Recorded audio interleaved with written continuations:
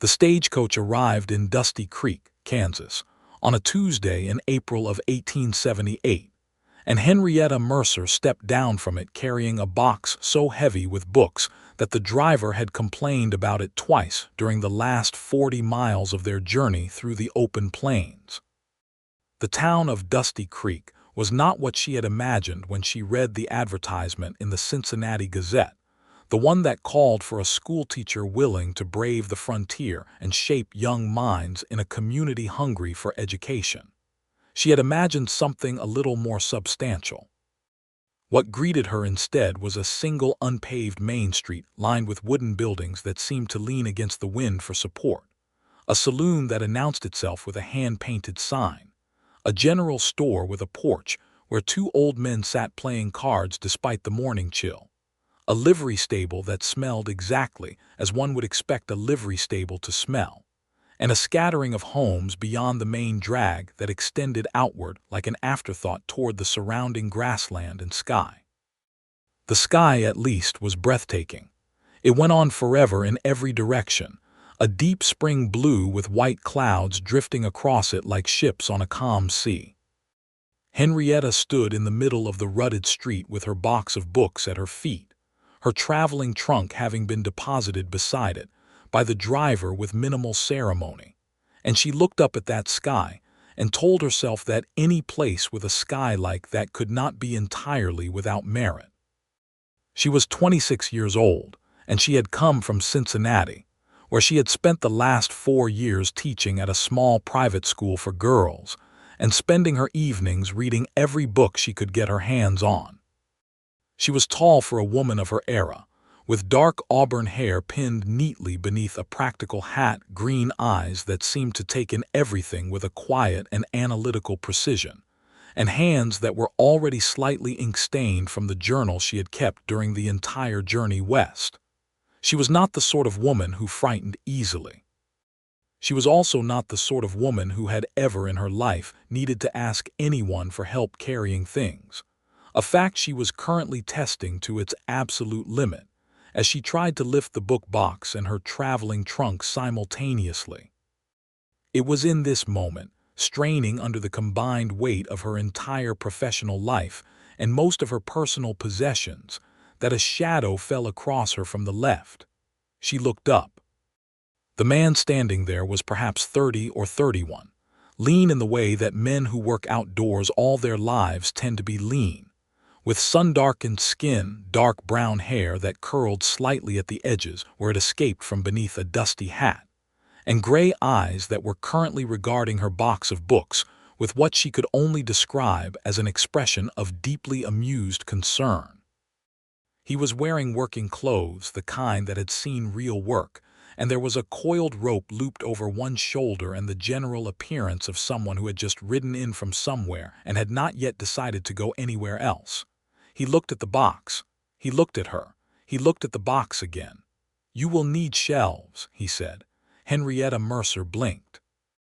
Of all the things she had anticipated a stranger saying to her upon her arrival in Dusty Creek, Kansas, that particular sentence had not featured anywhere in her imagination. "I beg your pardon," she said. "Shelves." He crouched down beside the box without being invited and lifted one corner slightly, testing its weight. His eyebrows rose.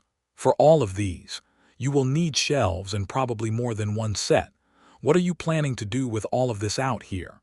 "I am the new schoolteacher," she said, drawing herself up slightly. "Hired by the Dusty Creek School Board, and those books are school supplies." He stood back up and looked at her with an expression that shifted from amusement to something she could not quite read yet. "The new teacher," he said, not as a question exactly, more as if he was placing her into a category in his mind. "We have been waiting on a teacher for going on 2 years." "Well, I have arrived," she said, and then felt slightly foolish for stating the obvious. "You have arrived," he agreed, and there was something warm in his voice, something that sat underneath the dry plainsman drawl. He picked up her box of books without further ceremony, and it was clear from the way he did it that the weight that had been threatening to undo her was genuinely nothing to him. "I am Paul Covington. I have a ranch about 4 miles out. Come on, I will show you where the school building is. Someone ought to, or you will wander into the saloon by accident. I am Henrietta Mercer, she said, picking up the lighter end of her traveling trunk, which he had also somehow gotten a hand under despite already holding her books. And I am perfectly capable of finding the school building on my own.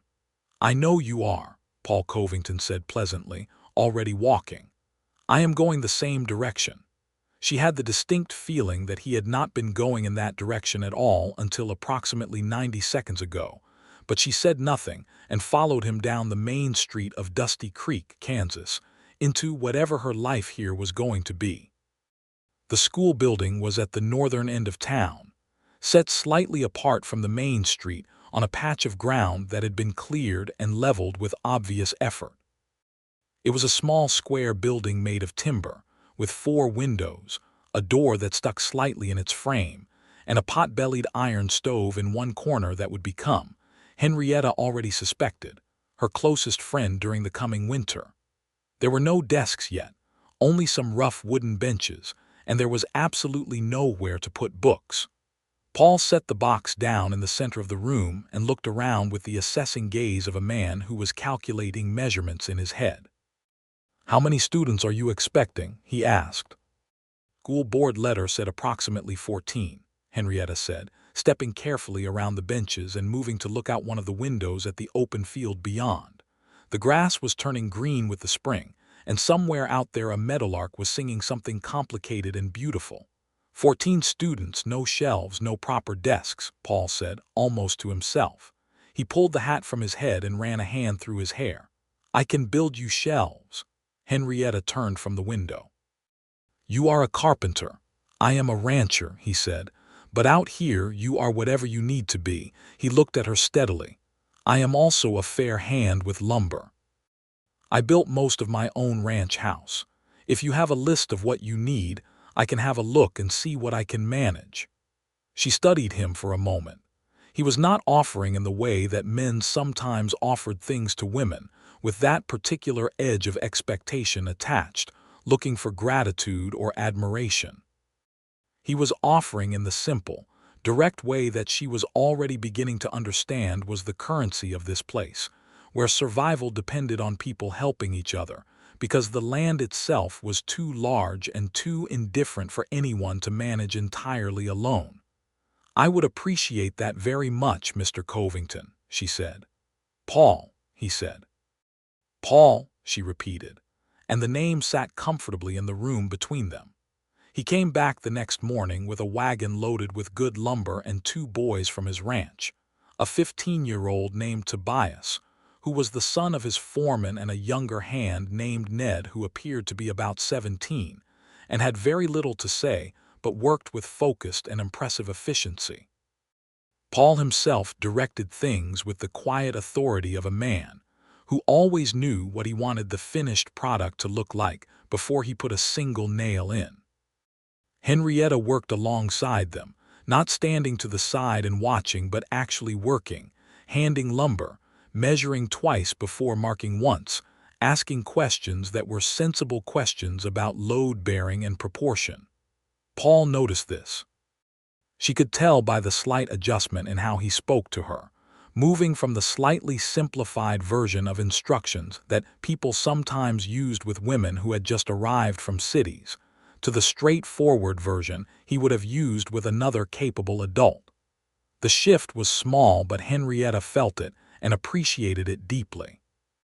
By mid-afternoon they had 2 solid shelving units built along the eastern wall, sturdy enough to hold not only her current collection but a reasonable expansion of it, and Paul had also, without being asked, fixed the door so it no longer stuck. Thank you, Henrietta said, when the 2 younger boys had gone out to water the horses. She was standing in the center of the room looking at the shelves, running her hands along the smooth-planed wood, imagining them full of books. I have 3 children, Paul said, from where he was standing near the stove, examining the pipe connection with the eye of a man who was about to identify another problem. He said it simply, without preamble. Ages 8, 10, and 12, they will be among your students. She looked at him. He had not mentioned children before. He had not mentioned a wife either, but she did not ask because she was not going to ask. "I look forward to meeting them," she said carefully. "Their mother passed 3 years ago," Paul said, still looking at the stovepipe. "Fever. It took her fast." He paused. "I am not telling you that for any particular reason. Only that you will meet them and wonder, and I prefer things to be straightforward." "So do I," Henrietta said quietly. He looked at her then fully for a moment. Then he nodded once, a small decisive nod that seemed to settle something, and went back to examining the stovepipe. The school opened on a Monday in early May. Henrietta had spent the intervening 2 weeks in a state of industrious preparation that the town found alternately impressive and alarming. She had negotiated with the general store owner, a broad-shouldered German immigrant named Frederick Baum, for pencils, chalk, and paper at a price that Frederick later admitted was considerably lower than he had intended to go. She had organized the school board, a committee of 3 ranchers and the town doctor who had previously met twice a year, and accomplished very little, into something that actually resembled a functioning institution.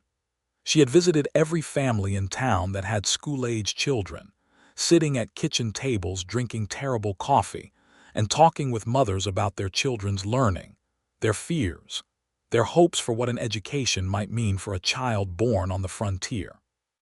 She had also, during this time, encountered Paul Covington again on 4 separate occasions, which in a town the size of Dusty Creek was not particularly surprising, but which she was privately keeping track of in the back of her journal. Once at the general store, where they had discussed the price of chalk.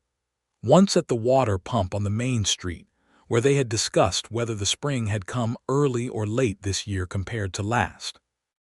Once at the edge of the open ground near the school, where she had been standing in the evening light looking at the plains, and he had been riding back from somewhere, and he had pulled his horse to a stop, and they had talked for almost an hour about nothing that she could have summarized afterward, except that the conversation had felt like something she could have continued indefinitely.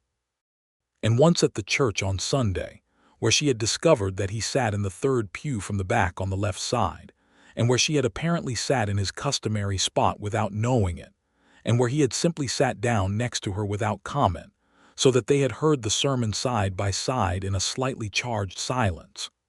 On the first day of school, 14 children arrived in various states of cleanliness and enthusiasm. Paul's 3 came together, the eldest being a serious-faced boy of 12 named Thomas, who assessed Henrietta with gray eyes that were his father's, and then apparently decided she was acceptable. A 10-year-old girl named Clara who had her father's dark hair and her own particular brand of fizzing energy, and an 8-year-old named Samuel, who arrived clutching a small carved wooden horse, and immediately sat in the front row center, and looked at Henrietta with absolute and uncomplicated trust. It was Samuel who undid her, just slightly, in the very best way. She had been managing quite well up until that small, serious face turned toward her with such complete openness, and then she had to look away for a moment and find a steady breath before she could begin her first lesson. The other children came from families she had already visited, families whose stories she was beginning to understand, the ranching families who had been here a decade and were putting down roots with the stubborn determination of people who had made an enormous bet on a piece of ground, the newer arrivals who were still finding their footing, the family of a Mexican vaquero named Rodrigo Sandoval, whose children, Miguel and Lupe, were brilliant students who had been receiving no formal education at all because the previous teacher, before there had been a 2-year gap, had told Rodrigo his children were not the intended audience for the school. Henrietta had gone to the Sandoval house specifically, and had been direct and clear about the fact that Miguel and Lupe were as welcome in her classroom as any other child in Dusty Creek. And Rodrigo had looked at her for a long moment with the expression of a man who had been told too many times that things would be one way, and then discovered they were another, and she had met his eyes steadily until he nodded and shook her hand. Paul heard about that visit from someone, and the next morning there was a small bunch of wildflowers propped against the school door when she arrived. There was no note. She put them in a tin cup of water on her desk and did not ask any questions. The weeks moved forward in the way that life in a new place does, slowly in some ways and dizzyingly fast in others. The children became real people to her, not abstractions or collectively labeled students, but individual particular people with their own cadences and confusions and surprising depths.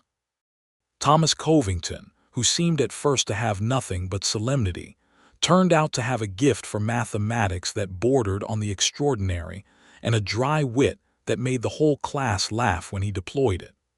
Clara had read more books than most of the other students combined and wanted desperately to discuss every one of them.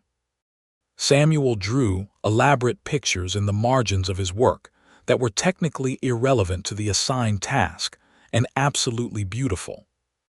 She stayed late most evenings, grading work by lamplight, and sometimes when she walked back to her room at the boarding house run by a widow named Mrs. Albright, she would pass by the edge of town and look out at the open darkness of the plains, where the stars were so thick and low that the sky seemed to have descended to just above the grass, and she would feel the particular mix of loneliness and vastness, an unexpected belonging that this place was producing in her.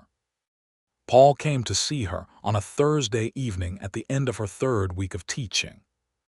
He came to the school, not the boarding house, because he was a man of appropriate propriety, and he knocked on the door even though it was open.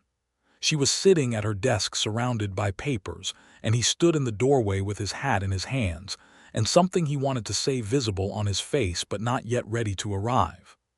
"Come in," she said, pushing a stack of arithmetic exercises aside. He came in and sat on one of the benches the children used, which was not built for a man his size, and accepted him with a slight creak of protest.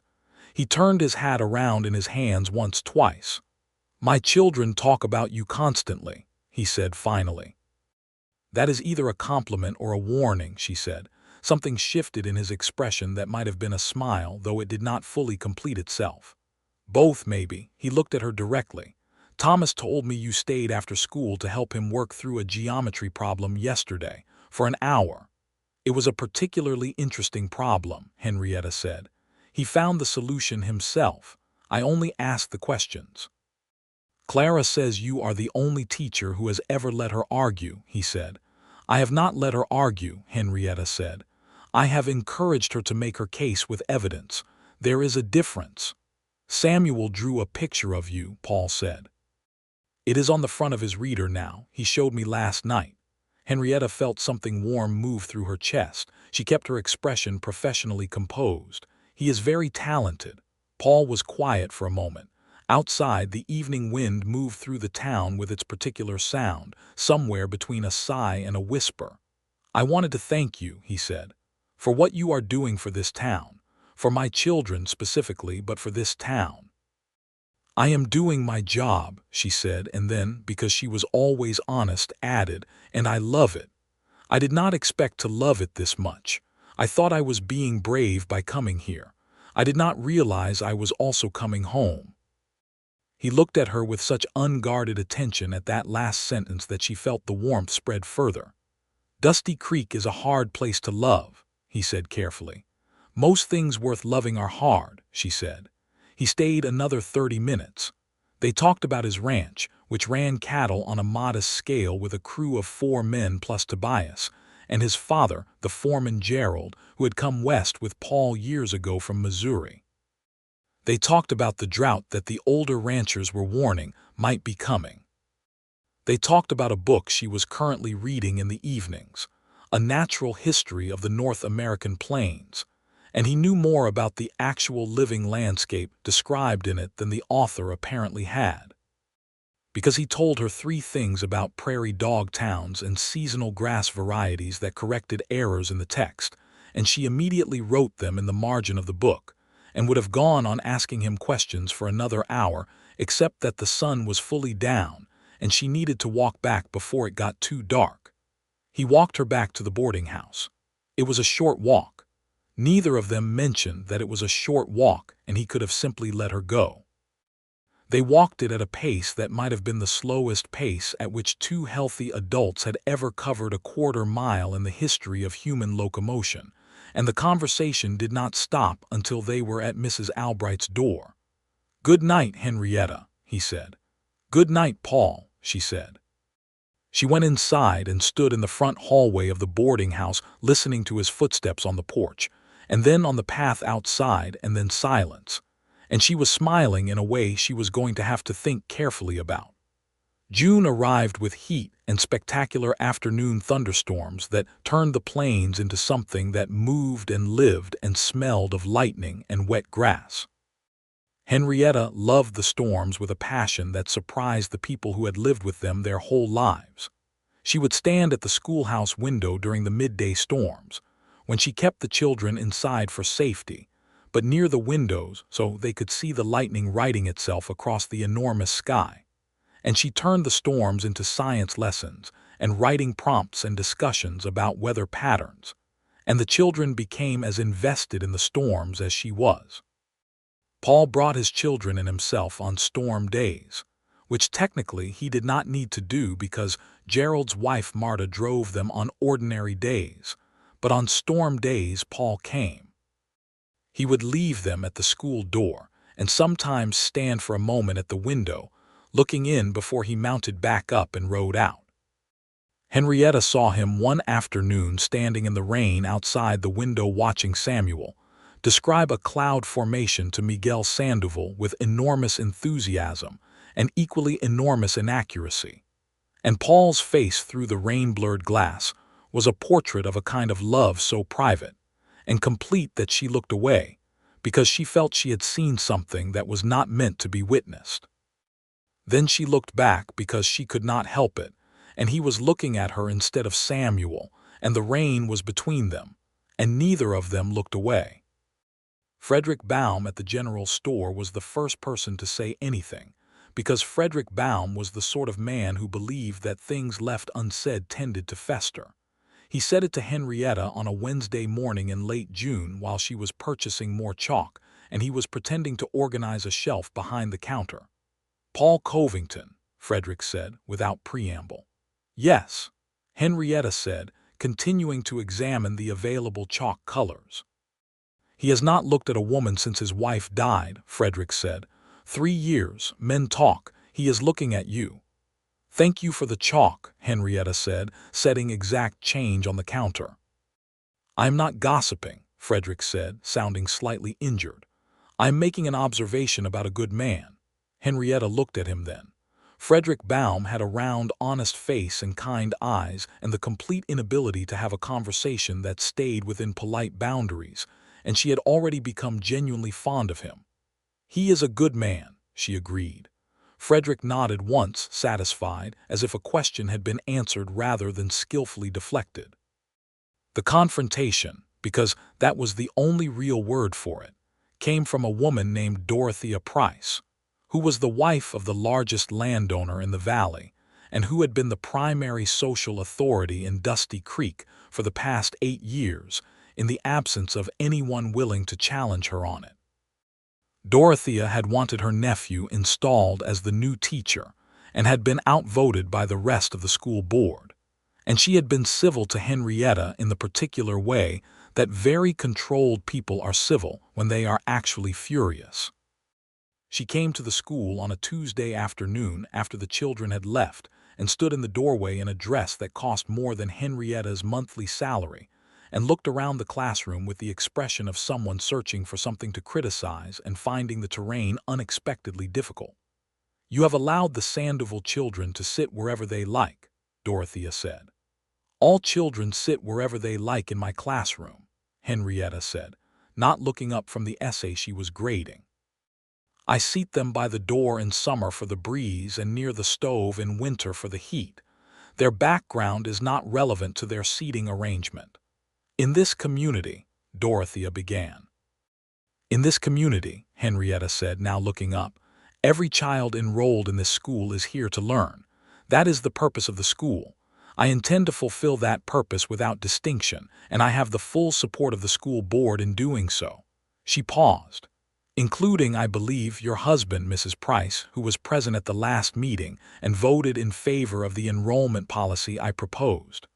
Dorothea went slightly pink. Her husband, Marcus Price, was a large, quiet man who had been voting against his wife's social preferences with increasing frequency, a fact that was beginning to constitute its own kind of local drama. "I understand you have been spending considerable time with Paul Covington," Dorothea said, pivoting with the smooth efficiency of a woman who always had a second angle prepared.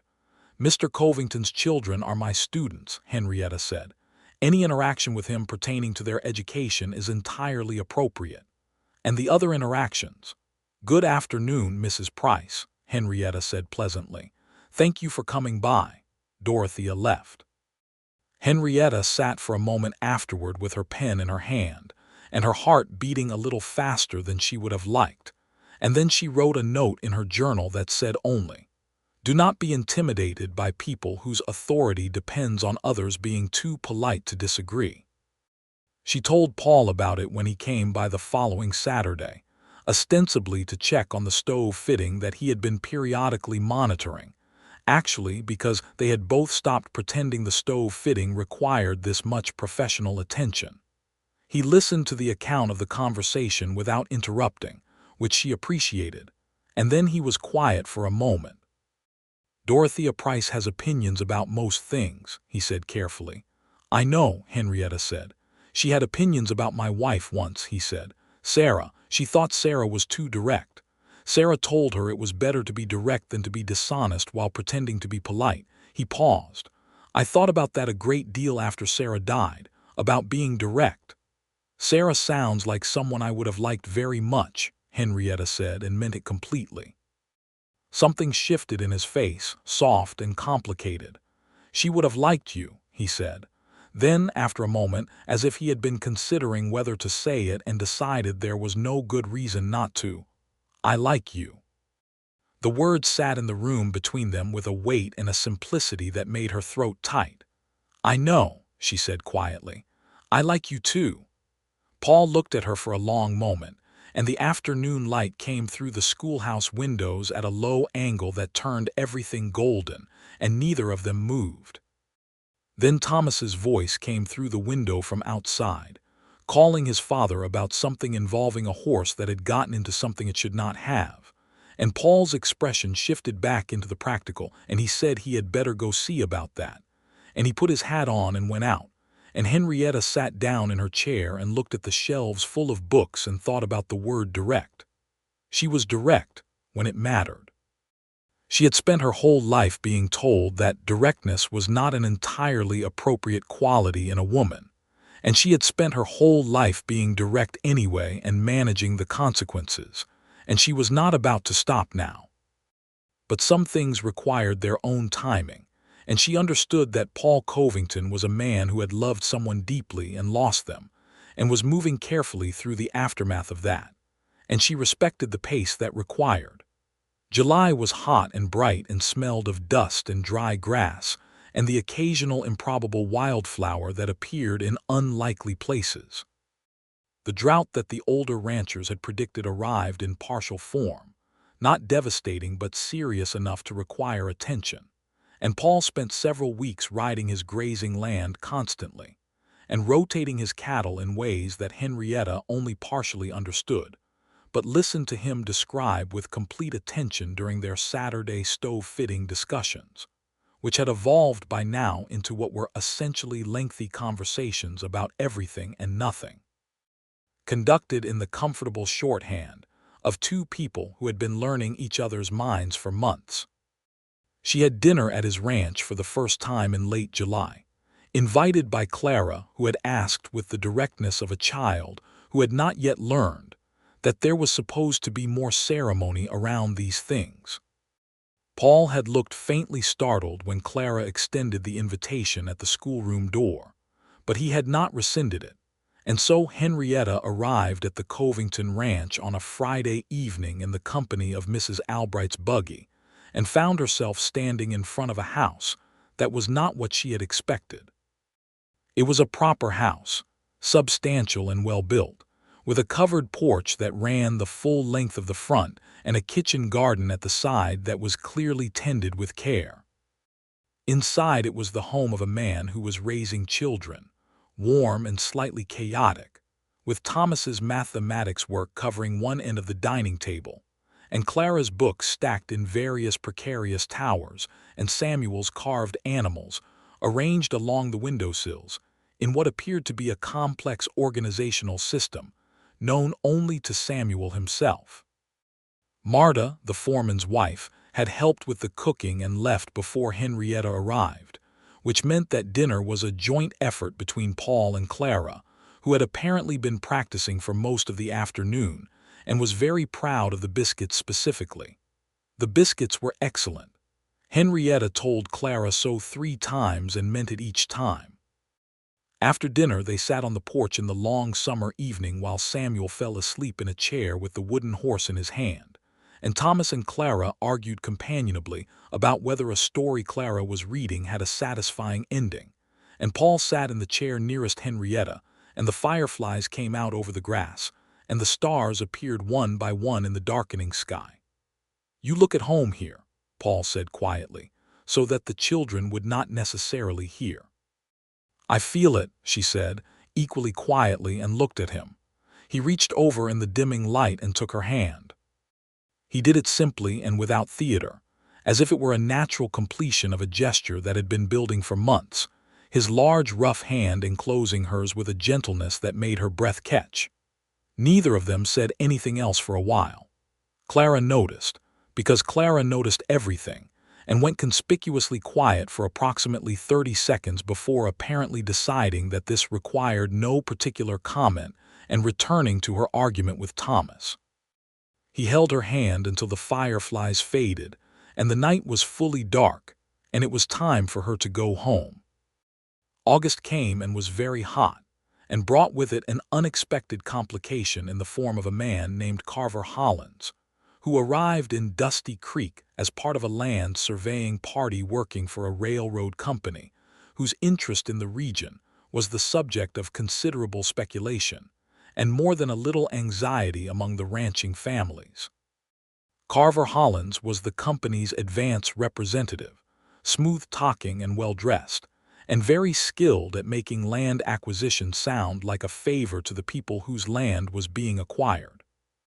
He came to the school one afternoon under the pretext of inspecting the town's educational facilities, and sat across from Henrietta with the polished manners of someone from an eastern city, and she recognized the type because she had grown up around the type, men who used charm as an instrument of professional advantage, and she was polite and gave him nothing.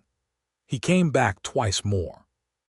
The third time he asked if she would take supper with him at the saloon, which had a dining room in the back that was occasionally used for things other than cards and whiskey, and she declined, and he said she was a remarkable woman, and she said thank you and showed him to the door. She mentioned Carver Hollins to Paul on their next Saturday, which had migrated from the school to the porch of his ranch by now since everyone in town knew what the stove inspection had always actually been, and Paul's expression did the particular thing it did sometimes. Very still and carefully neutral in a way that she had come to understand meant something was occurring beneath the surface. "He is here for the land," Paul said. "I know," Henrietta said. "He will not get very far with the ranchers." "They are not naive people." "No," Paul agreed. "They are people who have put everything they have into this ground, and a man who can frame their situation as an opportunity rather than a threat is dangerous." "He tried it on me," she said. "Framing things." "What did he say?" "He said that a woman of my education and ambition deserved a larger stage than Dusty Creek could offer." She looked at Paul. "He was implying that if I helped encourage a favorable response to the railroad company from the community, it might open doors for me professionally." Paul's jaw tightened briefly. "That is a fairly thin piece of manipulation." "It is," she agreed. "He underestimated me, which men like that generally do." She paused. "He also has not the faintest understanding of the fact that I do not want a larger stage. This is the stage I want." Paul looked at her with such clear and open feeling that she had to remind herself they were sitting on a porch in full view of anyone who might ride past. "Henrietta," he said, and then stopped. "Paul," she said, quietly but with some precision. "I have been trying to find the right moment," he said. He was looking at the far horizon, the way he did sometimes when he was getting ready to say something important. "I am aware that I am a widower with 3 children and a ranch that barely turned a profit last year, in a town at the end of the earth. I am aware that you came from a city and have an education and a future that could go in any number of directions." He paused. "I am also aware that I have been falling in love with you since approximately the afternoon you told me that the reason books are so heavy is that they contain everything worth keeping." She remembered saying that. It had been during their second Saturday stove inspection. "I have been falling in love with you since you fixed the door," she said, without being asked. He turned to look at her. There was something in his face that she suspected very few people ever saw, the undefended version of Paul Covington, the one that lived underneath the capable and quiet and practical exterior. "Is that so?" he said. It was not quite a question. "It is," she said, "in case you were wondering." He leaned forward and kissed her, gently at first and then with more certainty, his hand coming up to cup her face with the same careful tenderness he used for everything he cared about. And the evening air was warm and smelled of grass and dust, and the honeysuckle that Clara had planted in the kitchen garden in a fit of domestic optimism. And somewhere inside the house, Thomas and Clara were having their usual argument, and Samuel was making sound effects for whatever drama his wooden animals were currently enacting. And Henrietta thought, with the absolute clarity that certain moments produce, that this was exactly the life she wanted. When they broke apart, he was looking at her with an expression so nakedly happy that she laughed, and then he laughed, and it was the most natural thing in the world. September brought the cooling and the beginning of the harvest, and the particular amber light of plains autumn that Henrietta was discovering for the first time and immediately adding to her list of things she had not known were waiting for her in Kansas. She had been in Dusty Creek for 5 months, and she had learned that Mrs. Albright made the best pie in the territory, and that Frederick Baum was secretly a very talented chess player, and that Rodrigo Sandoval could repair almost any mechanical object in the county, and that the plains were never, not for a single day, the same as the day before. She had also been in love for 2 months, which was not a secret in Dusty Creek, because nothing was a secret in Dusty Creek, and had navigated the social terrain of that with the same combination of warmth and backbone that she brought to everything else. Dorothea Price had made one more attempt to express her dissatisfaction with the situation, this time to the school board, suggesting that it was improper for the schoolteacher to be romantically involved with the parent of students. The school board, in the personage of Dr. James Whitmore, who was a precise and sensible man who had liked Henrietta from the moment she walked into his office, and correctly identified the book on his desk, had pointed out that Miss Mercer's personal life was not within the jurisdiction of the school board unless it could be demonstrated to affect her professional conduct, and that her professional conduct was by any measure the finest they had seen in a teacher since the school's founding.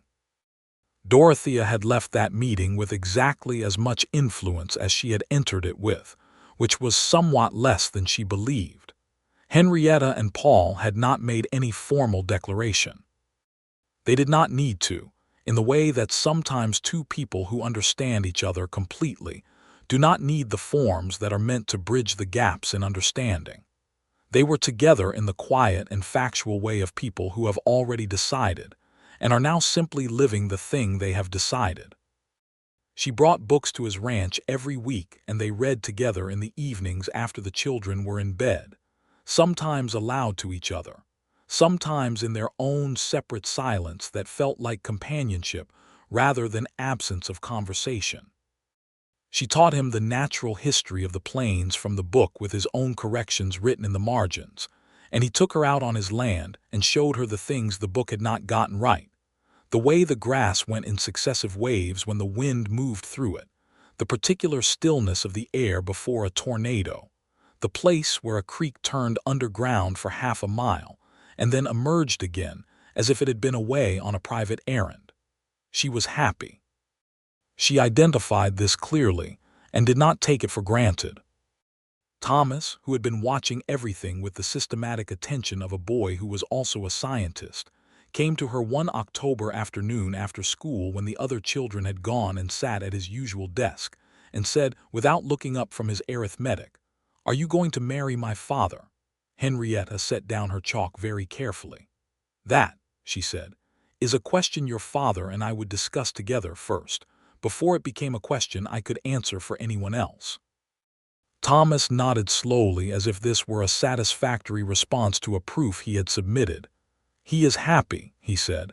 "He was not happy for a long time. He was okay. He did the things, but he was not happy." He looked up. "He is happy now." Henrietta looked at this serious 12-year-old who had his father's eyes and his mother's directness, apparently, and felt something deep and complicated and very lovely move through her. "I am happy too," she said. "Good," said Thomas, and picked up his pencil and returned to his arithmetic.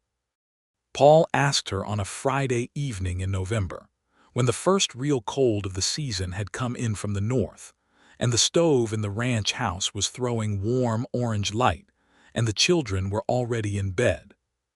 He had been quiet all evening in a focused way that she recognized as the same preparation she had seen before he said anything important, and she had let the quiet sit because she understood it.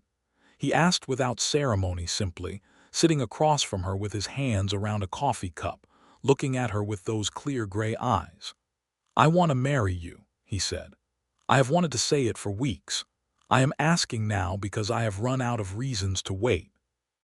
"Yes," she said, which was also without ceremony and was also the only word that was needed. He smiled then, a full and unguarded smile that she had been accumulating in her memory since the first time she saw it, and she thought she could go on accumulating them for the rest of her life, and it would never be enough. They told the children the next morning at breakfast. Clara burst into immediate tears of a transparently happy variety, and then loudly disclaimed being the sort of person who cried at good news, while actively crying. Samuel appeared to have been expecting this announcement for some time, and greeted it with a nod of serene confirmation. Thomas looked at his father and then at Henrietta and then back at his father and said, "Good," which was in fact the highest form of Thomas's approval rating. They were married in December, in the church where they had sat together in the third pew from the back, while neither of them admitted yet what was already true. The ceremony was conducted by the Reverend in front of what appeared to be essentially all of Dusty Creek, which turned out in good numbers, because the town had become collectively invested in this outcome in the way that small communities become invested in the romances they have watched develop from the beginning. Frederick Baum cried visibly and made no attempt to conceal it.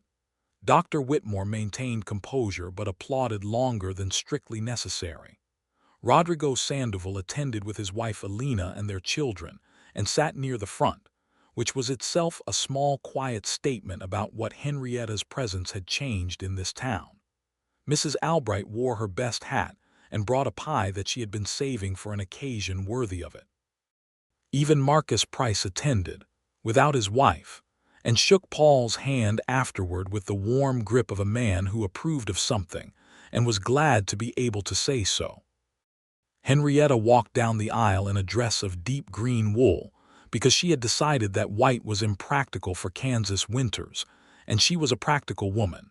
And Paul waited for her at the front with the expression of a man who has been handed something extraordinary and is fully aware of it. When the Reverend asked if she took Paul Covington, she said, "I do," with a clarity and a certainty that carried to every corner of the small church. She moved into the ranch house with her traveling trunk and her box of books, which had since expanded into 3 boxes, and which now occupied the shelves Paul had built in the spare room that they converted into a proper study, floor-to-ceiling shelving that smelled of cut wood and linseed oil, and that she ran her hand along every morning with a feeling that combined possession and gratitude. The study had a good window that looked out over the open range to the north, and in the mornings before she rode into town for school, she would stand at that window with a cup of coffee and watch the light arrive across the grass, moving in from the horizon in waves of gold and rose, and the feeling of home had grown so certain and deep in her by now that she could not quite remember the version of herself who had not yet found it. Winter on the plains was its own education. She had experienced cold in Cincinnati, but Cincinnati cold was a social phenomenon, something that happened near buildings and along streets. Plains winter was elemental and absolute, an event of a different order entirely, and Henrietta approached it with the same fascination she brought to everything new about this landscape. The schoolhouse stove became as important as she had predicted. She arrived early every school day to have it burning before the children came in, and she learned to judge a fire the way a rancher judged weather, by feel and experience and the particular quality of the smoke. Paul had laid in extra wood for both the school and the ranch house in November, stacking it along the eastern wall of the school himself in a gesture that was practical and also, she thought, in some way, a continuation of the very first thing he had ever done for her. She taught through January and February with the wind howling across the prairie outside, and the stove ticking and glowing, and the children wrapped in their coats in the early mornings until the room warmed.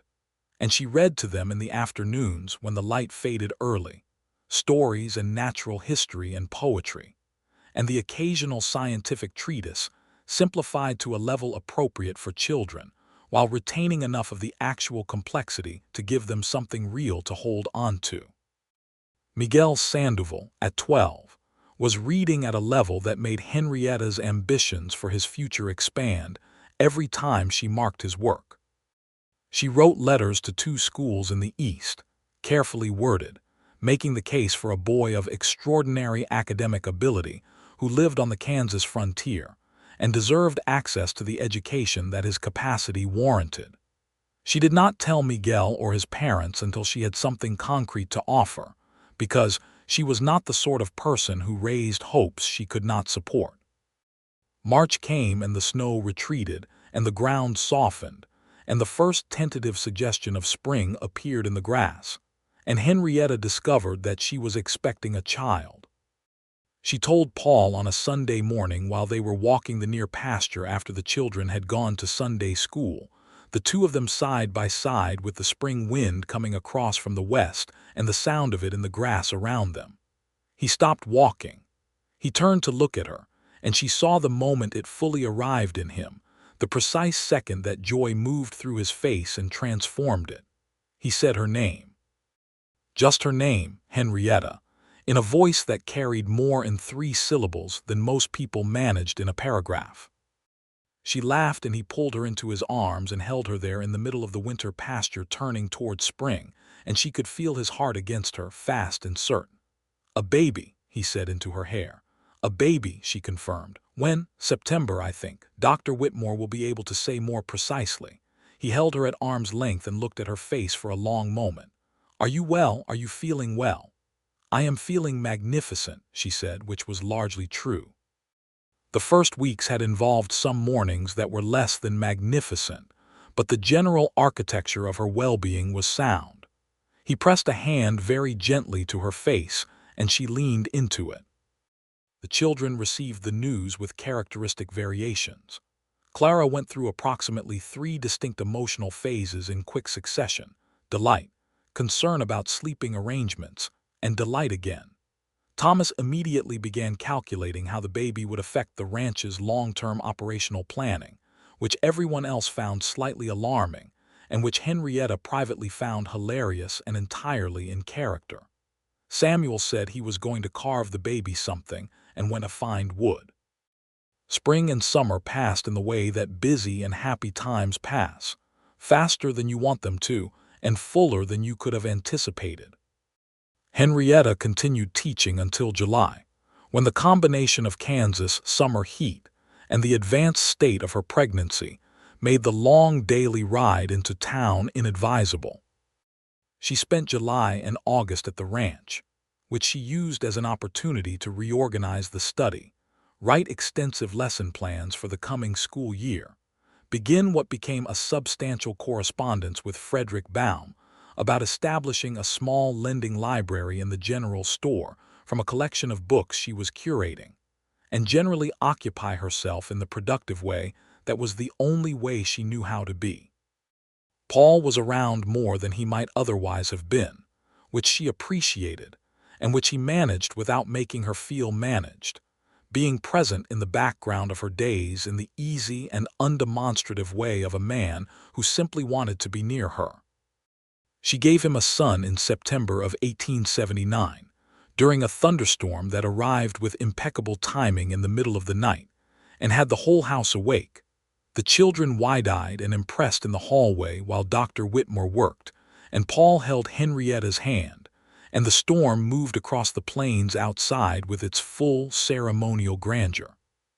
The baby was born just as the storm passed, and the silence that followed it was vast and clean and complete, and into that silence came the first cry of a small and very loud person who announced himself with the absolute conviction of someone who had been planning this particular arrival and wanted everyone to know he had arrived. They named him William James Covington, Will, from the first week, because Samuel called him that and it stuck. Will was not a peaceful baby. He was vigorous and opinionated, and appeared to have formed very definite views about the schedule of his own requirements, and he communicated these views loudly and without ambiguity. Henrietta, who had braced for sleeplessness in the theoretical way one braces for things one has only read about, discovered that the practical reality was both harder and stranger than the theory, an existence that operated outside normal time, defined by intervals of feeding and sleeping, and the particular intimacy of very early mornings when the whole house was dark, and she sat in the chair by the window nursing Will, and looking out at the stars over the plains. Paul got up with her every night, not to take over but simply to be there, making her tea, sitting across from her in the lamplight, sometimes talking quietly, sometimes just being present. She had expected to feel the full weight of this new phase of life, and she did, but she had not quite anticipated how much the fact of him in the chair across from her would lighten it. She returned to the school in November, when Will was just past 7 weeks old, and Marta had agreed to care for him during school hours with the matter-of-fact competence she brought to most things. It was harder to leave him than she had expected, and she stood in the ranch yard for a long moment the first morning looking back at the house before she climbed up and turned toward town. The children greeted her return with a round of applause that had clearly been planned by Clara and executed with varying degrees of enthusiasm by the rest of the class, and she stood at the front of the room and felt the thread that connected her to this place pull tight and sure. The winter of 1879 into 1880 was harsh in the way that Kansas winters occasionally announce their intention to remind you that the land sets the terms, not the people on it. The cold came in early and settled with a permanence that made the older ranchers nod, with the grim satisfaction of people who had predicted exactly this. Paul's cattle required constant attention, which meant long days out in conditions that Henrietta watched from the warmth of the school or the ranch house with a practiced worry she did not burden him with, because he needed to concentrate and worrying at him would not help. He came in most evenings with the cold still on him, peeling layers at the door, and she had learned to have something hot ready because it was what was needed, and she was a person who responded to what was needed. He would eat and they would sit by the stove and she would tell him about the day's school, and he would listen with the genuine attention he gave everything she told him, and gradually the tension of the difficult day would ease out of his shoulders. There was a week in January when a blizzard kept the school closed and kept Paul close to the ranch, and the 6 of them, Henrietta and Paul and Thomas and Clara and Samuel and Will, We're all together in the house for 5 days with nowhere to go and nothing to do but be a family. Clara and Henrietta worked through an entire Shakespeare play together, reading parts aloud with Thomas pressed into service as various kings and messengers. Samuel produced a series of carvings that Henrietta arranged on the mantel. Thomas taught Will, who at 4 months could not possibly benefit from this, but who watched with enormous dark eyes, the fundamentals of mathematics. Paul watched all of this from various positions around the house with the private and settled happiness that she had learned to read in him, the particular quality of ease that he had when things were exactly as they should be. He caught her eye across the room on the third evening of the blizzard, while Clara was reading aloud with great dramatic investment, and Will was asleep in his cradle, and Samuel was carving by the lamplight, and he simply held her gaze for a moment with that uncomplicated and total feeling visible in his face, and she felt the warmth of it from across the room. Spring came back as it always does, an ongoing miracle that people who live close to the land tend not to take for granted. Will turned 6 months old and became mobile in the determined and deeply inconvenient way of babies who have somewhere to be. And the ranch house acquired a new organizational principle based on the question of what this particular small person could currently reach. Rodrigo Sandoval came to the school on an April morning to tell Henrietta that a letter had arrived from the school in St. Louis that she had written to about Miguel. He held the letter out with the kind of careful formality that people use when they are handling something they are afraid to damage. She read it. She had done her work well. The school was offering Miguel a full scholarship for the following academic year, beginning in September. She looked up at Rodrigo. His expression was a complicated and moving document of love and hope and the specific anxiety of a father who is being asked to let his son go very far from home. "He is ready for this," she said. "I know," Rodrigo said. "Elena and I know." He paused. "We did not think this was possible for him, not here." "He made it possible," she said. "I only wrote the letter." Rodrigo shook his head once, disagreeing politely, and thanked her with a sincerity that she took home with her that evening and turned over in her mind.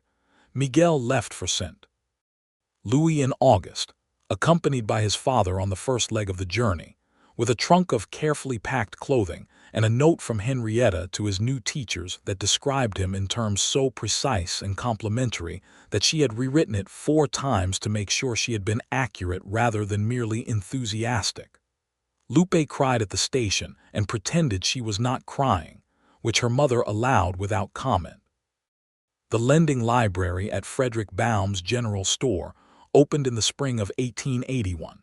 With a collection of 40 books that Henrietta had assembled through a combination of personal donation, correspondence with publishers in the East, and the aggressive negotiating that she had by now perfected. And Frederick had built 2 proper shelves behind the counter for them, having been coached extensively by Henrietta on the proper system of organization. On the opening day, Frederick stood behind his counter looking at the shelves with the expression of a man who has been handed something he has wanted without knowing he wanted it.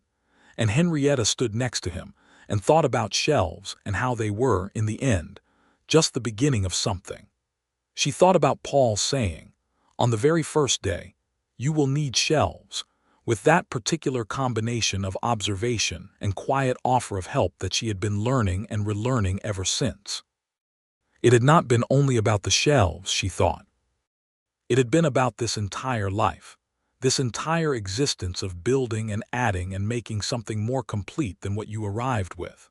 Will took his first steps in the summer of 1881, in the kitchen of the ranch house on a Tuesday afternoon, while Henrietta was writing at the table, and suddenly became aware of a small person navigating, with enormous concentration and significant wobbling, the space between the stove and the far wall.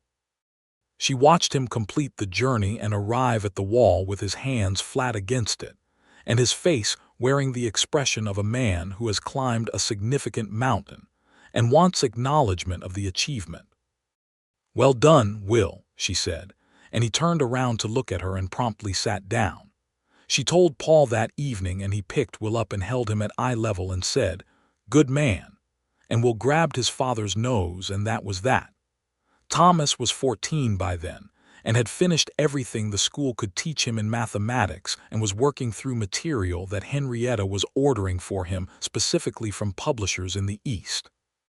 She had written to a college in Lawrence with Thomas's work enclosed, framed with the same care she had used for Miguel's letter, and was waiting for the response.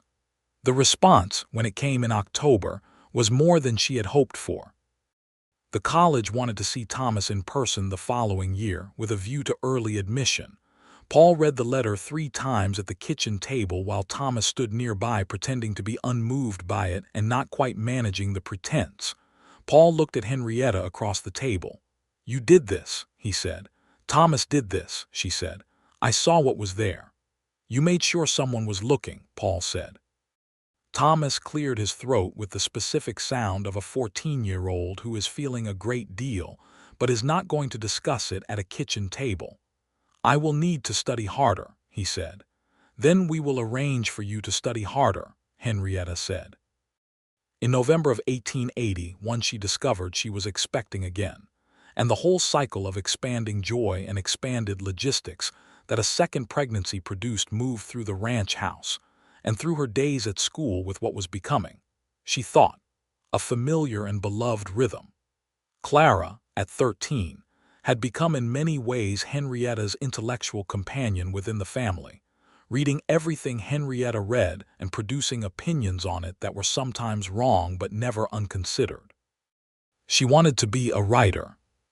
She had declared this at the dinner table with the force of someone who has made a decision that is not open to negotiation, and Paul had looked at Henrietta over Clara's head with an expression of complete bafflement that gave way to a helpless warmth when Clara continued her declaration with a list of reasons that were actually quite compelling. "She gets that from you," Paul told Henrietta later. "Making a case for what she wants. Knowing what she wants," he said. Henrietta thought about this. "You knew what you wanted," she said. "You just had to find the right thing to want it toward." He pulled her toward him in the evening quiet of the house after the children were in bed, and she rested her head against his shoulder and felt the steady truth of everything they had built together, this ranch and this life, and this particular arrangement of people who had found each other. "Henrietta," he said, in that way he had of saying her name when there was more in it than just a name. "I know," she said. She had learned by now that this was the right answer more often than any other. Their daughter arrived in July of 1882, small and emphatic from the first breath, with Henrietta's auburn hair already visible in the fine dark red fuzz on her head, and a set of lungs that impressed even Dr. Whitmore, who had been delivering babies for 20 years. They named her Margaret after Henrietta's mother. Margaret Sarah, giving her the middle name of the woman whose love had shaped these children before Henrietta arrived, and honoring that Paul had suggested, and that she had met with silence that meant yes in the way she had learned to use silence for the things that were too important for ordinary words. Will, at 2.5, was introduced to his sister with the particular solemnity of a small person being entrusted with a very important piece of information, and he stared at her for a long moment and then looked up at Paul and said, "Is she staying?" "She is staying," Paul confirmed. "Okay," Will said, and that was his position on the matter. The spring of 1883 brought Thomas's departure for Lawrence, which was the first major leaving, the first instance of the particular kind of loss that is not quite loss because the person is not gone, only away and growing, but that feels in the body like something being reshaped.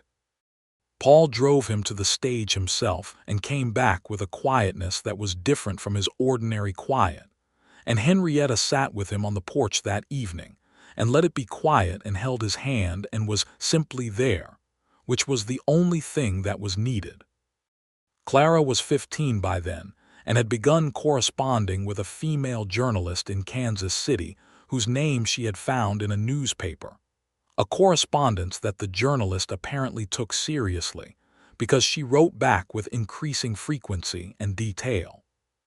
Henrietta had quietly encouraged this, recognizing in Clara the particular need to see that the life she wanted was actually possible for someone who looked like her and came from where she came from. Frederick Baum's lending library had grown to 112 books by the summer of 1883 and had become a genuine institution of the town, the first organized library in the county, and Frederick had been so proud of this distinction that he had ordered a small brass plate engraved with the library's name, which he had let Henrietta choose. She had called it the Dusty Creek Free Library, and the name on the plate was simple and plain and exactly right. Rodrigo brought a letter from Miguel, who was flourishing in St. Louis with a specificity and enthusiasm that covered 4 pages, and Henrietta read it and felt a deep and clean satisfaction that she thought was one of the purest satisfactions available to a teacher, the evidence that a student was becoming fully and independently themselves. Will turned 4 in September of 1883 and immediately began lobbying to start school, which was 2 years early by any standard, but which Henrietta handled by teaching him at home in the evenings in the informal way that made both of them happy, using a combination of stories and questions, and the particular kind of learning that happens when 2 people who love each other also think together.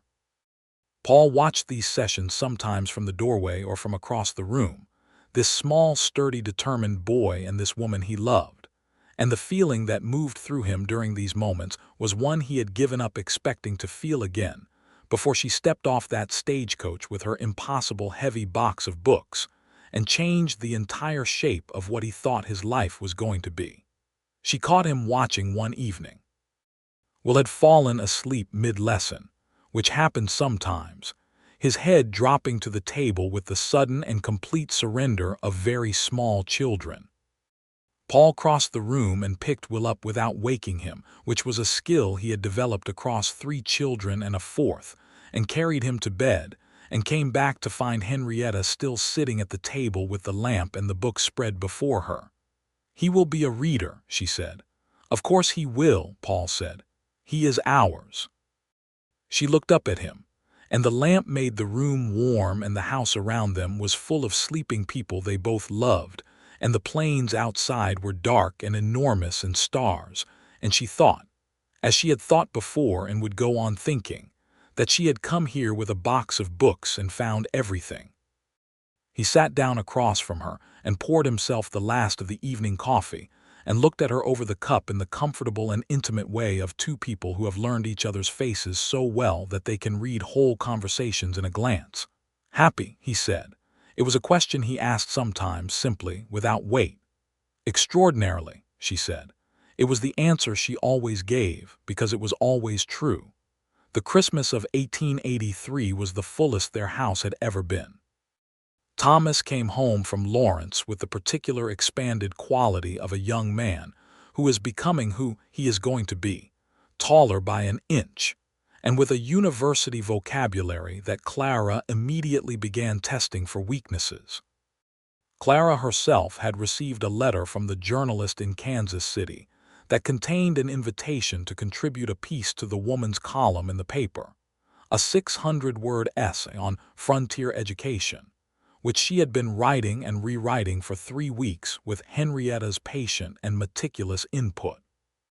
Samuel, at 13, had begun an apprenticeship of sorts with Rodrigo Sandoval on machinery repair, which had revealed an aptitude for mechanical things that sat alongside his artistic talent in the interesting way that gifts sometimes combine in a person. Will had learned 27 letters and was indignant about the remaining 3. Margaret, at 17 months, had a vocabulary of 8 words, and deployed them with the targeted precision of someone who knows exactly what she wants and is working with limited tools. Paul made a toast at Christmas dinner that was short and not composed for eloquence, just a simple, honest account of what he was grateful for, which was this table and these people around it, and he looked at Henrietta when he said it with the full weight of everything the past 5 years had been. She raised her glass, and the lamplight caught the faces of their children, Thomas with his mathematical certainty, Clara with her irrepressible opinions, Samuel with his quiet artistry, Will with his enormous and earnest energy, and Margaret, who was currently attempting to eat a piece of bread with a focus that suggested she regarded this as a primary professional activity. Henrietta thought about a Tuesday in April of 1878, and a stagecoach, and a box of books too heavy for one person, and a man in a dusty hat who had looked at the books and looked at her and said exactly the right thing. She thought about shelves, and what goes on shelves, and what grows from there. Spring came again, as it always did, the inexorable and faithful spring of the Kansas plains with its mud and its wildflowers, and its return of the meadowlarks who sang their complicated songs from fence posts and grass stems. Henrietta rode into Dusty Creek on an April morning in 1884, exactly 6 years since her arrival, and she paused at the edge of town in the early light and looked at it. It was different now. The town had grown, not dramatically, but in the steady way of places that have decided to persist. There were new buildings, a proper hotel, a second mercantile, a doctor's office that Dr. Whitmore no longer had to run from his house. The school had been expanded the previous year with a second room that allowed Henrietta to separate the older students for more advanced instruction. The lending library in Frederick's store had spawned discussion about a dedicated library building, a conversation that was ongoing, and that Frederick managed with the enthusiasm of a convert. She thought about what this place had been when she arrived, the leaning wooden buildings, the unpaved street, the two old men playing cards in the cold morning. It was still those things in some ways, and also something more, something with the additional weight of the lives that had been lived here and were being continued, the children who were learning and the stories that were being told and the connections that had been made. She dismounted and tied her horse at the school and went in to light the stove. The children arrived with the morning, her students, the current generation of them, Dusty Creek's children and the children of the surrounding ranches and farms, 14 of them again by some numerical coincidence, filing in with their noise and their energy, and the particular combination of reluctance and genuine interest that was the territory of a place where learning had become something that was worth coming to. She looked at their faces and felt what she always felt, the responsibility and the privilege, the deep pleasure of being in the place where her abilities were actually needed and used. After school, she stopped at Frederick's lending library on the way out of town, returning 2 books and borrowing one, and stood for a moment in front of the shelves, running her hand along the spines. Frederick watched her from behind the counter. "You are thinking about when this started," he said. "I was thinking about shelves," she said. "The same thing," Frederick said, with the sagacity of a man who has arrived at wisdom through the medium of running a general store for 20 years. She laughed and said goodbye and rode home. Paul was in the far pasture when she arrived and came in at dusk with the smell of the outdoors on him, hat pushed back, the lines of his face familiar to her in every light. Will ran at him from the porch with the focused projectile enthusiasm of a 4-year-old who has been waiting all day for this particular person, and Paul caught him and swung him up without breaking stride, which was a maneuver he had perfected through repetition. Margaret had learned 3 new words, which Henrietta reported to him at dinner with the statistical precision of someone who is keeping careful records, and Paul asked Margaret to demonstrate each of them, which she did with enormous self-satisfaction. Samuel, who was quieter at the dinner table than the others but present in his own way, showed Henrietta a new carving he had been working on, a rendering of the ranch house so detailed that she could see the shape of the porch and the kitchen garden and the line of the horizon behind it. "Samuel," she said. "It is for you," he said, with the brevity that covered everything he meant. She set it on the shelf in the study the next morning, among the books, and it sat there with the comfortable rightness of something that belongs exactly where it is. The years that followed were not without difficulty, because no life is, and the plains offered difficulty in reliable and varied forms.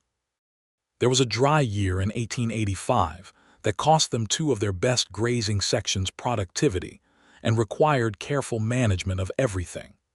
There was a sickness the following winter that moved through the town and took Mrs. Albright, who had been the first person to give Henrietta a room in Dusty Creek, and who had asked for no sentimentality about it but had received it anyway, because Henrietta was not capable of letting something important pass without acknowledging it. There were years of plenty and years of scarcity, and there were the small and large difficulties that life produces when it is actually being lived. Disputes between neighbors, the ongoing and sometimes bitter politics of land and water, rights that the arrival of the railroad had accelerated, the specific challenges of raising children who were becoming people with their own needs and trajectories. Thomas graduated from the college in Lawrence in 1886 with a degree in mathematics and engineering, and a job offer from a firm in Kansas City that was building bridges across the Missouri River tributaries. He came home for the summer first, and was 20 years old and taller than his father, and still doing the thing he had always done at the dinner table, which was listening to everything with those focused gray eyes before he said anything. Henrietta walked with him one evening across the near pasture, just the two of them, the way they had occasionally done since he was 12, and she was teaching him geometry in the after-school lamplight. "You started this," he said, somewhere in the middle of the walk in the direction of the horizon. "I offered you the tools," she said. "You did the building." "You know what I mean," he said, which he said sometimes when he felt she was being too precise about something. He sounded like his father. "I do know what you mean," she said. "And you are welcome, Thomas." He nodded once, the same small, decisive nod. Clara's S. had been published in the Kansas City paper in 1884, and had led to 2 more pieces, and then to a correspondence with a women's magazine in Chicago that resulted in a series of articles about frontier life written from a perspective that was frank about both its hardships and its particular and irreducible beauty. Clara at 17 had an audience and a voice, and knew exactly how to use both. She was writing a longer piece now, something closer to a memoir of growing up on the Kansas plains, and she read sections of it aloud to Henrietta in the evenings, with the focused vulnerability of someone who wants honest response rather than comfortable reassurance. And Henrietta gave her the honest response every time, which Clara valued with the completeness of someone who had always known the difference. Samuel, at 18, had gone to Wichita for 6 months to work with a craftsman there, who did decorative woodwork and metalwork for the buildings going up as the city expanded. He came back with additional skills and the slightly different quality of a person who has been away from home and returned, having taken the measure of both and made a choice.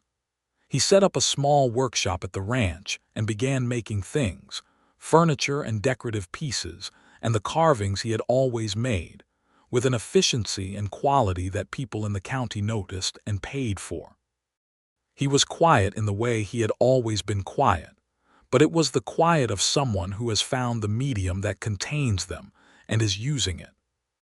Will started school in 1885 at the appropriate age of 6, and sat in the front row center exactly as his brother Thomas had done in a different century of their lives, and looked at Henrietta with his father's gray eyes and his mother's focused intensity and said, on the first day, "I already know 29 of the letters." "Then we will start with the other 3, Henrietta said, and the class laughed, and Will grinned, and that was the beginning of his education. Margaret grew into a child who was, as Paul said with the baffled delight of a father, approximately 5 parts of all of them combined, with Henrietta's directness and her curiosity, Paul's steadiness and his particular gift for the practical, and some third ingredient that was entirely her own, a kind of irrepressible warmth that attached itself to everyone she met and held on. She followed Samuel around the workshop when she was old enough to be trusted near tools, and learned the names of every piece of equipment and the function of each. She helped Henrietta at the school on Saturday mornings when extra projects required extra hands, and learned to set type for the chalk letters with the precision of a natural teacher. Rodrigo's son, Miguel came back to Dusty Creek in 1887, 9 years after Henrietta had written his letter to the school in St. Louis. With a degree and a position with a surveying firm and a quiet competence that made him one of the most sought-after professionals in the county. He came first to see his parents and then to see Henrietta, and they sat at the kitchen table of the ranch house, and he told her what the 9 years had been, the difficulties and the discoveries, and she listened with the complete attention that had always been the thing her students valued most. When he was done, she said, "What will you do now?" "Survey land," he said, "fairly, for people who deserve to know exactly what they have." She thought about the railroad men and their smooth talk, and their maps that did not always match the truth of the land. And she thought that there was no better possible use for Miguel Sandoval's particular combination of education and integrity. "Good," she said. The night before Thomas left for Kansas City in August of 1886, the whole family had dinner together on the ranch porch because the summer evening was warm enough to make the outside preferable to any room. And it was one of those evenings that she recognized even as it was happening as something she would keep. The light going long and golden across the plains, the food and the conversation, and the sounds of the family in its full gathering, Thomas and Clara and Samuel and Will and Margaret, and Paul beside her with his hand finding hers on the table in the easy way it always did, natural as breathing. She looked out at the sky above the grassland, the same enormous sky that had greeted her on that April Tuesday in 1878, when she had stepped off a stagecoach with a box too heavy for one person, and met a man who saw it immediately and knew exactly what she needed. She thought about what she had written in her journal that first night in Mrs. Albright's boarding house, trying to describe the sky and finding the words inadequate. She thought about all the subsequent journal pages, the months of learning and growing and loving, the record of a life being built out of everything she had brought with her and everything she had found here. Paul squeezed her hand without looking at her, in the way that meant he was having a parallel conversation in his own mind and arriving at some of the same conclusions. She squeezed back. The last letter from the college in St. Louis arrived in October of 1887. Miguel sent it along with a note of his own, and it was a letter from Miguel's professor, a man named Dr. Gerald Ashford, who had evidently kept Henrietta's original letter about Miguel's candidacy, and who wanted to inform her that Miguel Sandoval had been the finest student the surveying program had produced in 15 years, and that whatever teacher had prepared him deserved to know it. Henrietta read the letter at her desk in the school after the children had gone home, in the late afternoon quiet with the light coming through the windows at its particular autumn angle. She sat there for a long time with the letter in her hands, thinking about a box of books and a pair of shelves, and everything that shelves make possible. Paul found her there when he rode into town that evening to collect some supplies from Frederick's store, which was open until dusk on Fridays. He came to the school door and saw her at her desk and came in, the way he always came in, with that particular quality of arrival that was its own kind of warmth, and sat on one of the student benches and waited. She handed him the letter, he read it, he handed it back. "I told you the first week," he said. "You needed shelves. You were not wrong," she said. "I am occasionally right," he said with the ghost of the smile. She looked at him in the autumn light, this man who had walked over to help a stranger with too many books and had become, over 10 years of careful and total choosing, the person without whom her life was simply not the version of her life she recognized as real. "Paul," she said. "Henrietta," he said, in the way that meant everything. She stood up and crossed the room, and he stood to meet her, and she took his face in her hands and kissed him the way she had kissed him 10 years ago and yesterday and every day between, with the full and certain knowledge of who he was and who she was and what they were to each other. Outside, the plains went on in every direction under the October sky, the grass moving in the late afternoon wind, the meadowlarks long gone south for the season but present in memory, and soon to return, the vast and patient and beautiful land that had been here before them and would be here long after, and that had offered itself to them as the setting for this particular story. This love built from books and shelves, and a man who paid attention, and a woman who knew what she wanted. The shelves in the study were full now, every one of them, and there were stacks on the floor beneath them and on the windowsill and on the corner of Paul's desk where he had given up trying to keep them. And they needed more shelves still.